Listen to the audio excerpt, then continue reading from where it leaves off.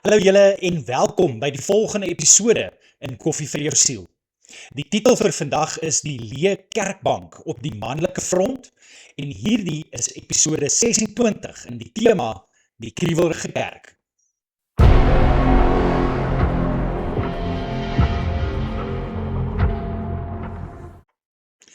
Kyk op 'n Sondagoggend na die kerkbanke en die stil, ongemaklike realiteit staar jou reg in die gesig. Waar is die manne? Die moderne kerk het subtiel verander in 'n omgewing waar manlike energie geheelvormig vreemd voel, wat geleidelik tot 'n massiewe demografiese krisis gelei het. Ons het 'n ruimte geskep waar die oorgrootte meerderheid van vrywilligers en kerkgangers vroue is, terwyl jong mans die deure agter hulle 2 keer vinniger sluit voordat hulle die ouderdom van 20 bereik. Hierdie verskynsel is nie bloot 'n toevallige organisatoriese foutjie nie. Dit is 'n diep geestelike breeklyn. Wanneer die geloofsgemeenskap die najaag van die waarheid prysgee terwille van ligte emosionele sentimente, verloor die kerk die einste ruggraat wat nodig is om die gevegte van die koninkryk te veg. Om te verstaan waarom die kerk sy mans bloei, moet ons verby oppervlakkige verskonings kyk en die godgegewe verskille tussen die geslagte herontdek. Die sleutelvers vir vandag kom uit 1 Konings 2 vers 2. Nou dat ek die pad van alle mense moet gaan, moet jy sterk wees en soos 'n man optree. Die oordenking vir vandag, die gekruisigde manlikheid. Waarheid voor eenheid in God se huis. 'n Gesonde Bybelse kerkmodel wat gekenmerk word deur klein groep disippelskap, relevante lering en die krag van die Heilige Gees, vereis die aktiewe deelname van die hele liggaam van Christus. Tog toon statistieke in die westerse wêreld dat vroue tans tussen 60 en 70% van kerkgehore uitmaak en die meerderheid van die bedieningsroosters vul. Enkellopende vroue oortref mans dikwels 2 tot 1 in die kerkbanke. Mans is toenemend kriewelrig en afwesig omdat die moderne kerklike omgewing in so 'n mate gefeminiseer is dat dit vir die gemiddelde man soos 'n vrygesel partytjie of 'n bruidstee voel waartoe hy verplig word om na toe te gaan. Navorsing bewys dat wanneer sowel Christene as nie-Christene gevra word om waardes te kies wat Jesus en sy volgelinge die beste tipeer, kies meer as 95% van die mense eienskappe wat tradisioneel aan vroue toegeskryf word, soos samewerking, verhoudingsbou en koestering. Die meer manlike waardes van kompetisie, uitdaging, neem van risiko's en die onbuigsame najaag van regverdigheid is stelselmatig uit die kerkbeeld gewas. Mans soek omgewings waar hul godgegewe manlikheid kan uitleef en wanneer die kerk dit nie bied nie, ontvlug hulle na sportvelde en die alledaagse wêreld waar kompetisie en duidelike reëls geld. Hierdie verskil tussen die geslagte is nie 'n sekulêre konstruksie nie, maar 'n direkte ontwerp van die Skepper. Van kleins af benader seuns en meisies die lewe vanuit 2 heeltemal verskillende hoeke. Seuns speel kompetisiegerig. Hulle stel intense belang in die reëls, die grense en regverdige spel.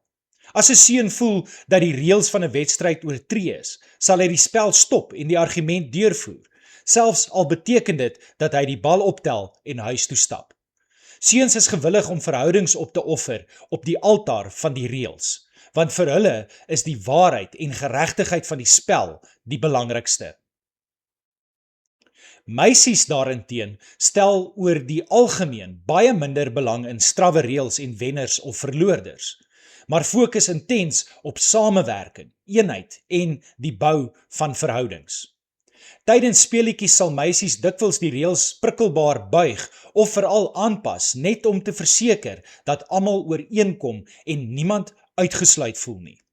Meisies is gewillig om die reëls op die altaar van verhoudings op te offer, want vir hulle is die verhouding en die harmonie die mees deurslaggewende faktor.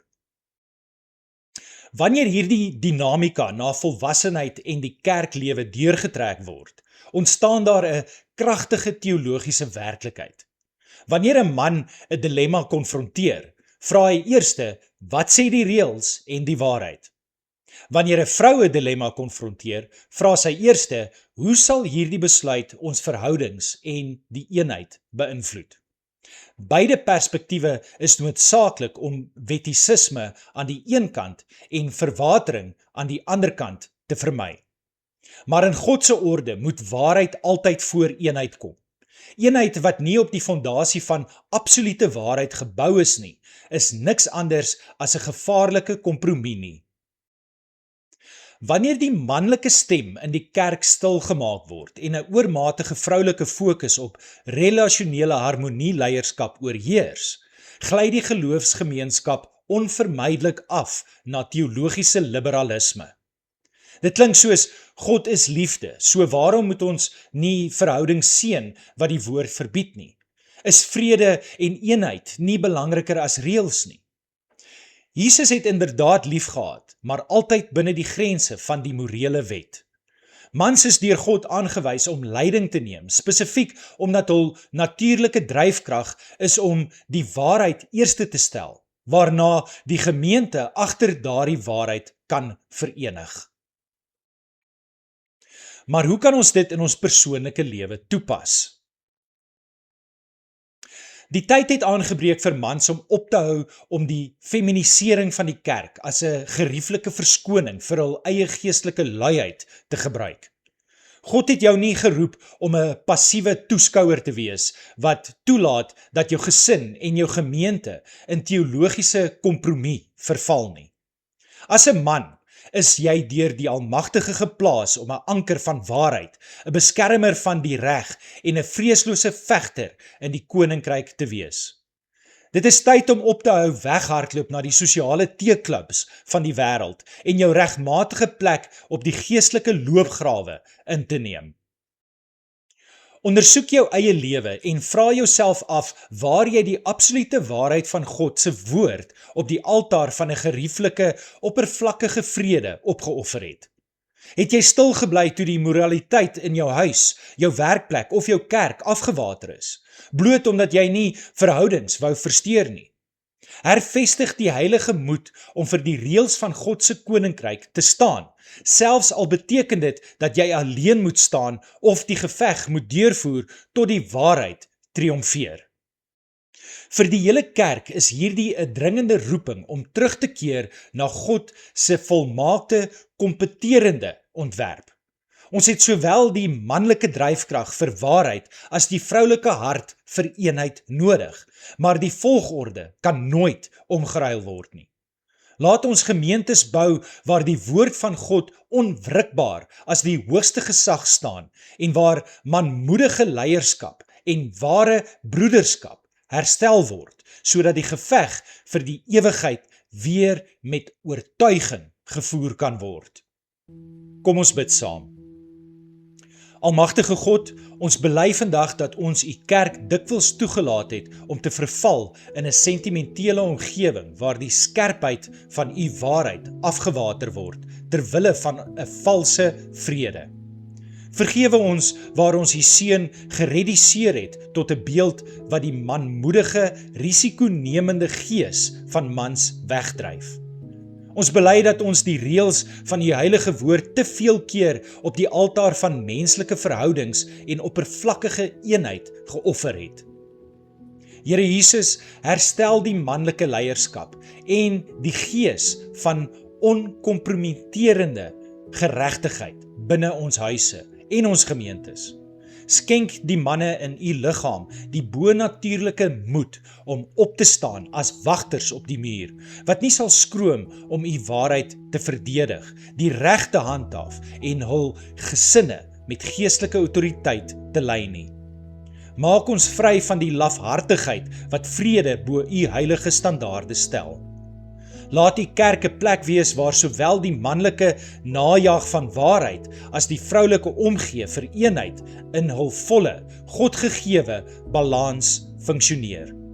Laat ons nooit weer eenheid probeer bou op die sand van kompromie nie, maar stewige anker staan op die rots van u woord. Maak ons 'n geaktiveerde, dapper weermag wat die gevegte van hierdie era met geloof en integriteit sal aandurf. In u magtige naam. Amen. Ons kan ook verder uit die skrif leer om ons meer te bemoedig in vandag se oordeenking. Die eerste vers kom uit 1 Korintiërs 16 vers 13. Wees waaksaam, staan vas in die geloof, wees manmoedig, wees sterk. Hierdie direkte opdrag van Paulus vorm die absolute fondament vir die herstel van Bybelse manlikheid binne die geloofsgemeenskap.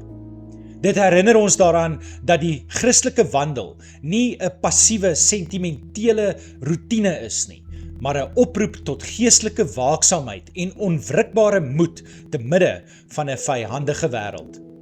Dit daag veral die manne uit om die geestelike slapheid af te skud en as sterk, manmoedige beskermers van die geloof op te staan. Die volgende vers kom uit Esegiel 22 vers 30. Ek het iemand tussen hulle gesoek wat 'n muur sou bou en vir die stad in die bres sou tree, dat dit nie vernietig word nie, maar ek het niemand gekry nie. Hierdie deurdringende uitspraak van die Here ontbloot die tragiese gevolge wanneer daar 'n totale afwesigheid van manmoedige, regverdige leierskap in die geestelike loopgrawe is. Dit skakel volmaak met die oordeenking se waarskuwing oor die verlies van mans in die kerk deur te toon dat God aktief soek na individue wat die moed het om die bres te slaan en vir die waarheid te staan. Dit roep ons op om nie die bres leeg te laat nie, maar die verantwoordelikheid vir die geestelike beskerming van die gemeenskap te aanvaar. En dan die laaste vers kom uit Efesiërs 4 vers 15 tot 16. Nee, ons sal in liefde by die waarheid bly en so in alle opsigte groei na Christus toe. Hy is immers die hoof en uit hom groei die hele liggaam. Die verskillende liggaamsdele pas by mekaar en vorm saam 'n eenheid. Elkeen van hulle vervul sy funksie en so bou die liggaam homself op in liefde. Paulus verwoord hier die volmaakte balans tussen die manlike najaag van waarheid en die vroulike fokus op verhoudings. Dit leer ons dat waarheid en liefde nie teenoor mekaar gestel mag word nie, maar dat waarheid altyd die leidende fundament moet wees, waarbinne liefde en eenheid funksioneer. Dit daag die kerk uit om op te hou om die waarheid op te offer ter wille van 'n valse harmonie en eerder te groei tot volle geestelike volwassenheid onder die heerskappy van Christus. Dankie dat jy na vandag se boodskap geluister het en lewer gerus jou kommentaar op hierdie plasing. Onthou ook om dit met soveel moontlik mense te deel. Mag jy 'n vreugdevolle dag hê. Mag die Here jou seën. Ons gesels weer tot volgende keer.